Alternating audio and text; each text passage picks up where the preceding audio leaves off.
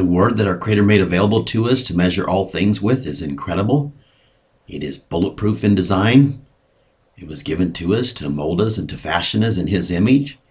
And it is perfect at circumcising our hearts if we live it in spirit and in truth. And it serves as road signs to keep us from turning off of our Creator's path and to keep us from turning on to Satan's detours. But most have rejected and despised His word. Therefore they have rejected the road signs, and they have been led into captivity by following Satan's detours. The amazing thing is, even though Christianity rejects most of our Elohim's word, they still carry it around with them in what they call their Bibles. The reason why they have His truth in their Bibles is twofold. One, they need the writings of the prophets to testify to the Messiah. They're what testifies that He is real. And two, our Creator promised that His word was going to be available to the scattered nations of Israel in the last days so that they could return to Him through it. Even though their Bibles contain the truth that would set them free, it was also prophesied that the abomination of desolation would stand with it and desolate it in the hearts and the minds of the scattered nations of Israel. But even though it has been desolated in their hearts and in their minds, Satan was not allowed to destroy it altogether. Isaiah recorded in chapter 40, verse 8, "The grass withers and the flower fades away, but the word of our Elohim will stand forever." Yeshua taught us plainly that all will be judged by His Father's word in the last day. Isaiah also recorded Yahweh Elohim telling us that He sent His word to accomplish His purpose and that it would accomplish that which it was sent to do. The purpose that it was sent to do has been to help Him build His family with it. He gave it to us to reproduce His righteous character in those who would hearken to it to become His children. The 144,000 who have become His temple were refined and tried and measured with His word. His word is the plummet that Zechariah recorded would be given to the hand of Zerubbabel to bring forth in the last days along with Elohim's 7 spirits. And His word is the reed that John recorded that the 2 witnesses were to testify to in Revelation chapter 11. I referred to it as the measuring rod in these videos. The first witness testified that all will be measured with His Father's word, or by His Father's word. He told Pilate that the reason why He was sent into the world was to bear witness to the truth. And He told us that the truth is His Father's word. This means that He was sent to bear witness to His Father's word. What word do you think that He was talking about? Do you think that He was talking about the word of Saul of Tarsus that He came forward with years later? No, He testified to the writings of the prophets. He did not testify to Saul's writings. He warned of Saul's writings coming forth with the work that would result in people not obeying his father's Torah. This is the beautiful thing about the measuring rod. It gives us a surefire way that we can know who is of the truth and who is not, if we use it to measure things with. Moses recorded in Deuteronomy 13:5, "And that prophet or dreamer of dreams shall be put to death, because he has spoken to turn you away from Yahweh Elohim, which brought you out of the land of Egypt and redeemed you out of the house of bondage, to thrust you out of the way which Yahweh Elohim commanded you to walk in. So shall you put evil from your midst." The way is His Father's Torah. This is the definition of who is a false prophet and who is a false teacher and who are false apostles. If someone is not teaching others to live by our Elohim's every word and they are leading them to a different path than He gave us to, they are false, and we are commanded to put them to death. People write me and ask me, what proof do I have that Saul taught a different path? My answer is simple. Yeshua told us that we can know who the bad trees are by their fruit. A third of the world today confesses that they believe in the Messiah, yet they do not keep the commandments because of the writings of Saul of the Tares.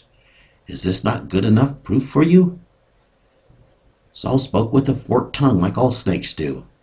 Yes, he sometimes implied that we should keep the commandments, but this was not the theme of his teaching. He only spoke these things to twist in his father's lie, like all Satans do, all serpents do, to make their lies believable. Saul twisted in some truth into what he taught. But just look at his fruit. It is obvious. Saul of Tarsus is a representative of Satan in the flesh. Satan is his father because Satan is the father of lies. Some have written me and asked me what Peter said about Saul being misunderstood. Yeshua prophesied to Peter that he would be bound by another when he got older and led where he ought not go. I spoke about this prophecy in detail in the 2 Peter video. His rebuke to Peter was the last thing that is recorded that he spoke to anyone, and it was a pretty serious rebuke. The really crazy thing about the people who write me telling me that Saul taught that we should keep the Torah is they themselves are either not keeping it or they're at best they're keeping a perverted form of it. And it's crazy. They tell me, no, Saul said to keep the Torah, and they're following Saul, and they don't keep the Torah. Can't even see their own hypocrisy. They speak with a forked tongue like their boy Saul.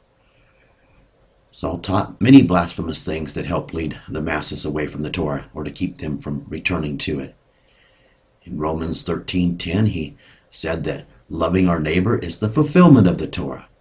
He said the same type of thing in his letter to the Galatians in Galatians 5:14, because all of the Torah is fulfilled in one word. In this you shall love your neighbor as yourself. What is incredible is most of you do not even see this as being blasphemous. He wrote most of what is called the New Testament, but never even mentioned that we must love Yahweh Elohim with all of our heart and mind and our entire life. Most of you can't even see his clever omission in his teachings. Sadly, most of you you refuse to see it because you do not love the truth. You do not love Yahweh Elohim with all of your heart and with all of your mind and with your entire life. So Saul's omission is no big deal to you. In Matthew 22, verse 36 through 40, Master, which is the greatest commandment of the Torah? Yeshua said to him, you shall love Yahweh Elohim with all of your heart and with your entire life and with all of your mind. This is the foremost and greatest commandment. And the second is similar to it. You shall love your neighbor as yourself. On these two commandments hang all of the Torah and the prophets. So Yeshua said that all of the commandments hang from these two commandments, which they do. And Saul comes along and says the entire Torah is fulfilled without even mentioning the greatest and the foremost commandment. It's hard to believe that so many people can't see how blasphemous his mission is. But like I said, most of you do not, because you have no fear and you do not love our Elohim. And besides Saul's mission anyway, the Torah is not fulfilled in these two commandments. The Torah merely hangs from these two, and there's a big difference. Yeshua said that he did not come to get rid of one punctuation mark from his Father's Torah until heaven and earth, as we know them, pass away. Don't you think that just maybe he would have told us that some years after he was killed that his Father was going to send another apostle with an entirely different gospel and that we would no longer need to keep the Torah? Don't you think the prophets might have recorded this? But they did not, and neither did Yeshua. Instead, he warned us about people like Saul and told us to be on guard for them. And that's what the writings of all the prophets did, and Moses and all the instructions to guard, to hold fast to hedge about the Torah. And Yeshua told us that we could identify, like I said, the bad trees by their fruit. And he said their fruit would be lawlessness, so it's pretty clear. Why don't you write me and tell me just how many followers does Saul need to have that do not keep the Torah because of his teachings before you will admit that his fruit is lawlessness? How many have there been who have followed his path in the last over 1900 years instead of keeping the Torah as we're commanded to, and as Yeshua taught that we must do? There are over 2 billion people alive today who follow him instead of following what Yeshua taught. Isn't this enough fruit to prove to you that his lies desolated the truth? Who else could you accredit the fact that Christianity does not keep the Torah? Who could you accredit this to? The reason certainly is not because of the teachings of the prophets or the teachings of the eyewitnesses Matthew and John or anything that Yeshua said according to these eyewitnesses. If you can acknowledge the obvious fact that Christianity does not keep the Torah, then you should have a problem in your mind in comparing Saul's writings to what the true servants taught. The problem for you should be that all of the prophecies and the writings of the prophets are about not turning from the Torah and what will befall us in the last days if we do. The prophecies about the last days are about returning to the Torah or being slaughtered by our Elohim's wrath. These prophecies tell us that there is one Torah for all. So a lot of you think, oh, the Torah is just for the nations of Israel. Well, that's not what scriptures teach anyway. That's what Saul taught. Different rules for the Gentiles. You're not going to find that anywhere in the scriptures, anywhere in the measuring rod. And even that doesn't raise a red flag to most of you. Don't you think that there's a different way for the Gentiles that should have been foretold about? But no, the opposite is true. It says there's one Torah for all. Yeshua bore witness to these prophecies. He testified to them. He did not testify to Saul. He testified against Saul's teachings. There are so many examples of where Saul spoke against the Torah and against the writings of the prophets. He said things like Galatians 3:10, "For as many as are of the works of the Torah are under the curse. For it is written, Cursed is everyone that continues not in all of the things written in the book of the Torah to do them." He is a liar, just a flat liar. The prophecies and the promises are clear that blessed is the man who continues in the Torah and does it. These prophecies that are recorded over and over again. It's all they teach. Blessed is the man who walks in, and cursed is the man who doesn't walk in them. Saul had this backwards like he had everything backwards. Complete opposite to the truth. Try to find something recorded by Moses that Yeshua testified to, or the prophets that say, cursed is the man who continues in the Torah. You will not. All you're going to find is over and over again, blessed is he that continues in it and does it. Cursed is he that does it. Over and over again. Who is right, Saul, or are Moses and the prophets correct? Again, who did Yeshua bear witness to? Did he bear witness to Saul? No. He warned us about him. Keep repeating this, but it's so simple. I can't believe that the world is rejecting this now that it's being revealed. None of the prophets foretold that someone like Saul would be sent, but they do foretell that I would be sent in the last days to tell you to return to the Torah that Saul desolated. Fancy that. Saul was allowed to exist and to stand right alongside the true scriptures to test us and to prove us whether we would love Yahweh Elohim and love his righteousness or not. Satan was put here for the same reason. Satan and his boy Saul are two peas in a pod. They have the same identifying mark in their forehead and in their right hand. This mark is their fruit, is lawlessness. If you're following them, you have the same mark in your forehead. It's called the mark of the beast in Revelation. Yeshua said to the called out ones of Ephesus, Revelation 2:2, I know your works and your labor and your patience, and how you cannot bear them which are evil, and how you have tried them which say they are apostles and are not, and you have found them to be liars. This is a prophecy against Saul. Saul claimed to be an apostle, and he taught in Ephesus, which is in Asia. Yeshua used the example of the called out ones in the 7 churches in Asia to prophesy about things that those who were being called were doing correctly and wrong. Here he compliments those in Ephesus for measuring those who claimed that they are apostles. They measured them with the only thing that we were given to measure them with, and this is his Father's word. And they found out that Saul was false in measuring him. Here's what Saul wrote to his boy Timothy in 2 Timothy 1:15. This you know, Timothy, he says, this you know, that all of them which are in Asia have turned away from me. Go figure. Of whom are Phygelus and Hermogenes. Timothy should have followed suit with all of the people in Asia and measured Saul with the same measuring rod that Phygelus, or however you say it, and Hermogenes and the others measured him with. Do you really think that it is a coincidence that Yeshua complimented the called out ones in Ephesus, which is in Asia, for measuring the false apostles and finding out they are liars? I have done this same thing with Saul. I have measured him with what was given to me to measure all things with. I have measured him with the measuring rod that was given to all of us to measure all things with. We have nothing else to measure them with. I have done the same thing with all of you in Christianity. I have not found one person yet in the religion of Christianity that has my Father's commandments and the same faith that Yeshua had and has. The measuring rod says that this is who my Father's saints are. Most of you can't believe a simple verse like this too in Revelation 14:12. Here is the continuance of the saints. Here are they that keep the commandments of Yahweh Elohim. That's not too difficult, is it? And have the same faith as Yeshua. It is willfully delusional of you to believe differently. Yeshua's faith is he believes the writings of the prophets. He knows that they are the measuring rod, and he knows that they are what testified to him being sent. He knows they're what testifies to everything being truth. That's why he told Pilate that he came into the world to bear witness to the truth, to bear witness to his Father's word. He became his Father's word in the flesh, lived it to a T. Is this the same faith you have? The absolutely beautiful thing about the measuring rod is it tells us who are of the light and who are of the darkness. It does not leave the truth and who's in the truth up to guesswork. I've spoken in many of these videos that you must measure what I have spoken with the same measuring rod as well. Just as it testifies that Yeshua is the first witness and testifies that he was the Messiah, it also testifies that I've been raised up out of the swill to be the second witness.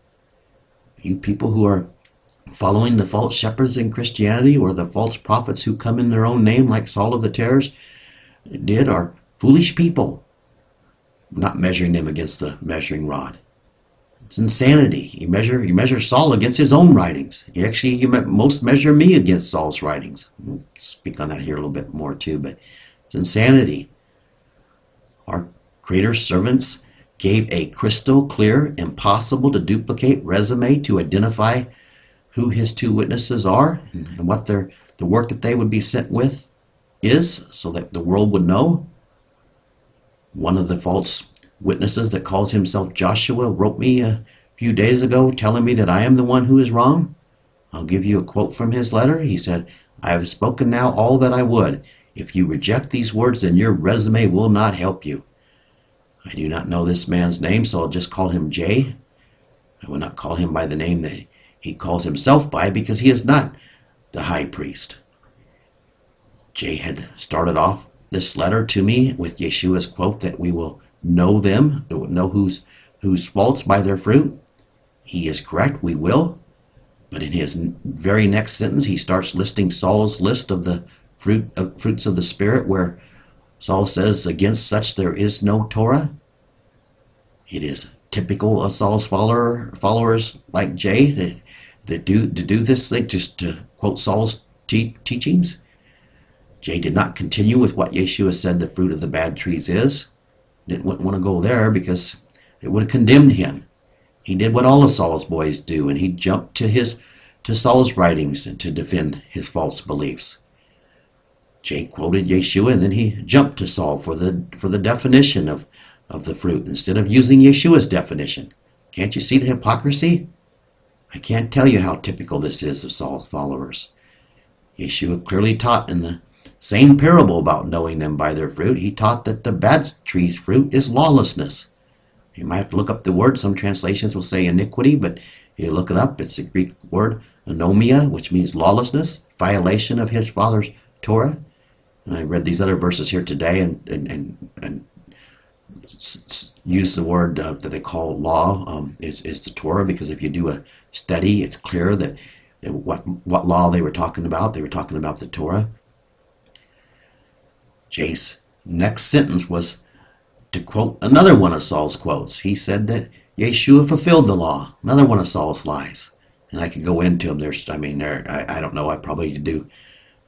I've spoken on several videos, all Saul's blasphemies, but I probably could just do video after video for hours upon hours, because it's just over and over again. Like I say, he mixed in some truth, but he twisted it just over and over again, his false teachings. Of course, it's true that we should love our neighbor, for instance, but his omissions or his additions is what makes his teachings blasphemous. And again, just look at his fruit.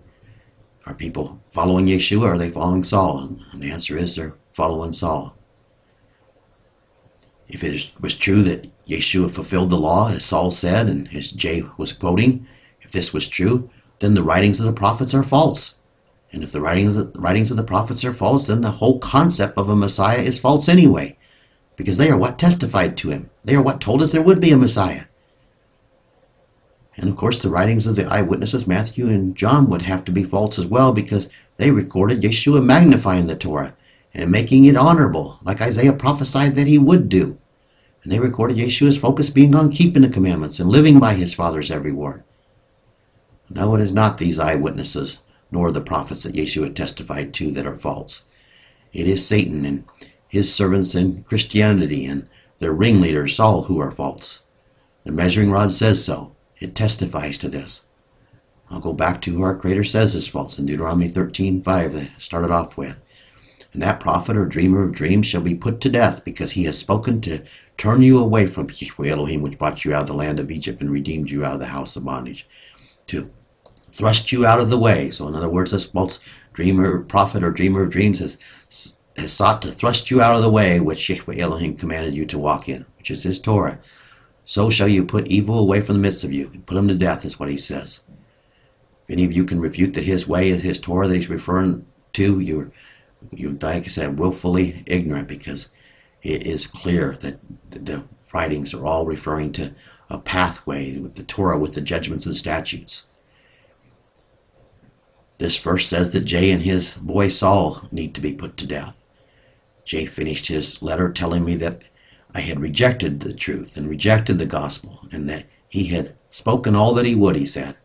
Well, he lied, because he wrote again the next day, even though I had not responded to him. So obviously he had not spoken all that he would, like he said. No, Jay, I have not rejected the truth, nor have I rejected the good news. The truth is the good news, and I live it as a way of life. The truth is my Father's word. My Messiah testified to this. And he's building a family, and a lot more to it than his word explains is all the purpose that he gave us his word, was just to build a family, and it's all part of the good news. Jay, your Messiah is a make-believe Messiah with make-believe blood. And you certainly are no high priest. Actually, the true Messiah is the high priest, but anyhow, crazy for you to claim to be that in itself, but that's a whole other story. The other thing that Jay spoke of in his letter was Luke's story of the thief on the cross. Jay, the measuring rod, proves that Luke's story is false. Matthew testified that Luke's account of the thief is false. I've spoken on this in our videos, not going to go into all the details. Obviously a fraudulent story. Luke was Saul's boy. The mother whore of Babylon was allowed to add these writings, the writings of Saul and his followers Luke and Mark, to the true scriptures to test us and to prove us. If anything or anyone contradicts the measuring rod that our Messiah bore witness to, it is false, or they are false. This is clear. Anyone who is confessing a different truth than our Creator's word that Yeshua testified is false. I don't know why that's such a difficult concept. Like I said, he came here to testify to what is true. And again, Yeshua did not testify to Saul's writings. He testified against them. If you want to follow Saul instead of following our Messiah, dying you will die. Saul's gospel is a different gospel than Yeshua came bearing. Yeshua came with the conditions of repentance, where we could enter into a renewed covenant with his Father, to have his Torah written in our hearts and in our inward parts. Jeremiah testified to this. For any of you to reject this, you have to be outright willfully rebellious. And you have to be in love with your uncircumcised hearts to do so, not willing to die to self, not seeing your shame. You have no shame if you say that the Torah was done away with, because this was not recorded anywhere in our Creator's word. To say that it was is a blaspheme. They said there, read back there where Saul said that the Torah was a curse. Yeshua became his Father's Torah in the flesh, and he commanded us to follow him. This means that we're to become his Father's Torah in the flesh. In saying that the Torah was a curse, Saul was saying that Yeshua was a curse. No, he became his Father's Torah. And his Father said, "This is my beloved Son, in whom I am well pleased." He did not say, "This is my beloved Son, in who is accursed because he has obeyed me." And sadly, this is what most of you think. You obviously don't probably think it through, but that's exactly what Saul was saying. If you folks in Christianity cannot see that Satan has deceived you with his boy Saul, in lieu of all of the evidence that our Elohim has given to us in his word that proves that he was a liar, dying you will die if you don't repent. If you cannot see that he has sent me, you are being willfully blind, because his resume is impossible to refute. At least if you even feared enough to look at the resume. Showed you back there where Jay said that my resume is not going to be able to help me. Jay, it's not my resume. It is Yahweh Elohim's resume, and I did not write it. Isaiah and Ezekiel and Jeremiah and Malachi and Zechariah recorded it. They recorded it as our Creator dictated it to them. Jay, it is you who have rejected the truth that sets us free. Folks, this is so simple.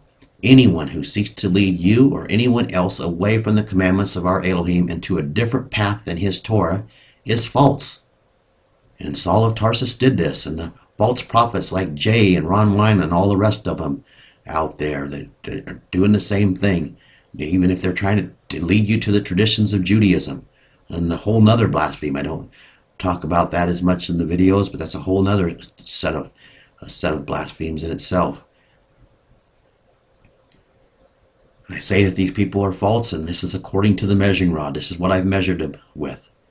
I have spoken that Saul was false in several of these videos. I've spoken all the reasons in several of these videos according to the measuring rod. Just gave a couple examples today. There are many, tons of blasphemies. I have done the same thing with Christianity. I've measured them with the measuring rod. Try to do this with me. You will not be able to. Well, you certainly will be able to measure me with the measuring rod. I challenge you to do that, but you will not be able to show me where I'm false according to the measuring rod. Jay and those of you like him try to claim that I'm false by comparing me to Saul's writings. Go figure. If you measure Saul's teachings to the measuring rod, he fails the test, and he fails it in a big way. How could you measure me with something that's getting a failing grade, something that's not true, a lie? But that's what you do. You choose to do it so you can stay in your lies. You don't want to face the challenge that's being put forth, the commandment that's being put forth for you to repent. So you just want to write it off that I'm not sent by our Creator. I suggest that you start looking at it a little bit differently, because not believing that I'm speaking on his behalf is not going to make it not true. If you want to measure me with Saul's teachings and not hearken to my father's Torah, you will soon die in your sins, because returning to his Torah is part of the condition to have his sons applied on your behalf. The good news is the kingdom of Elohim is just about here to purge out all of you who continue in your rebellion to my father's word. I've asked for that challenge too. Why don't somebody write me and tell me why he's sending his wrath if it is not rebellion to his word? And if it's rebellion to his word, what makes you think that he's not sending it upon you when you don't obey his word? Can't you see your hypocrisy? Sadly, most of you don't. You want to keep your head buried in the sand. Just say, that's all right. Maybe we'll get whisked away, or some other crazy belief, even though you've disobeyed his word.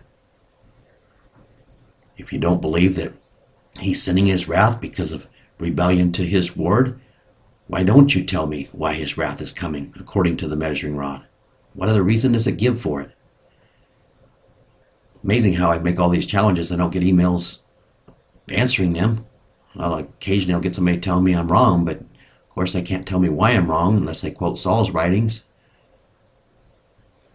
My father is suggesting that you are not found following these liars who teach lawlessness when he sends his son for the harvest and to bring the remnant back and for the millennium. He is suggesting that you are found living his word and hungry and thirsting for his righteousness when his son is sent.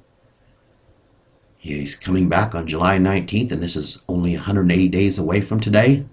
This is just 6 months, and the clock is ticking.